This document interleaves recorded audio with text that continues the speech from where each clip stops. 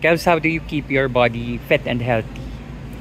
Siyempre ako kasama dyan yung pag-fasting ko, yung mga kinakain ko, tamang nutrients, ehersisyo, ayan, yun, yung pagtitraining ng boxing, kickboxing, kahapon, first time ko mag-training ng wushu, which is yun yung preparation for, ayun yung mga stance na kailangan mong tandaan para sa sangre, kasi nga may mga kapangyarihan. Mas maganda siya sa fantasy, no? Mas malawak, mas malaking galaw, mas maganda sa camera. So you tried wushu, kamusta naman? Basic pa lang yung natutunan ko, yung nalalaman ko.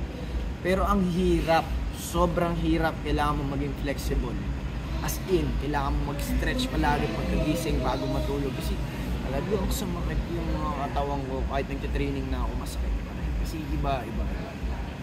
Sakit sa legs. How about workouts? Do you have any particular workouts? Yun lang, sa bahay. Weights, tapos body weights. Yan yung mga ginagawa ko. Calisthenics and lifting. Yan yung pinagsasama ko ngayon para hindi naman din sobrang malaki or hindi rin sobrang payat. Balance lang. Inimix ko yung pag-workout. Okay, do you have any favorite and least favorite workout? Actually, naging favorite ko yung legs. Yung legs. Kasi talagang masakit siya pero parang pinapalakas niya yung endurance mo habang tumatagal. Kahit paglakad ka ng malayo, okay lang sa'yo. Ganun.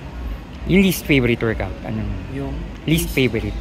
Yung sa rear delts. Yung ganito. Ang sakit sobra niyan. Ito, ang sakit talaga sobra. Saka yung chin-ups.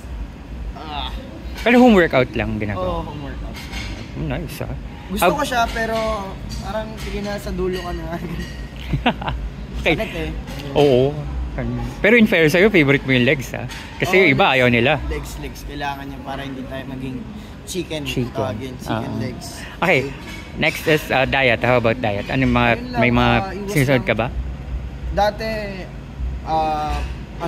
sobrang stricto ko sa mga kinakain. Ngayon, nag-fasting naman ako, so normal na pagkain kahit anong gusto kong kainin, nakakain ko naman. Basta't nag-workout ako. Okay, next is favorite part of your body and least favorite part of your body. Mata ko siguro. Ayan. Kasi ito yung nakaka-appreciate ng mga bagay-bagay. Least favorite or part of your body that needs improvement na lang? Siguro upper chest and back. Yan. Ito. When do you feel sexy? Siguro kapag komportable ako. Yan. I feel sexy when I'm comfortable. Nice. Okay, last one is how would you define the word sexy? Word sexy, simplicity. Nice. Thank you so much, Kelvin.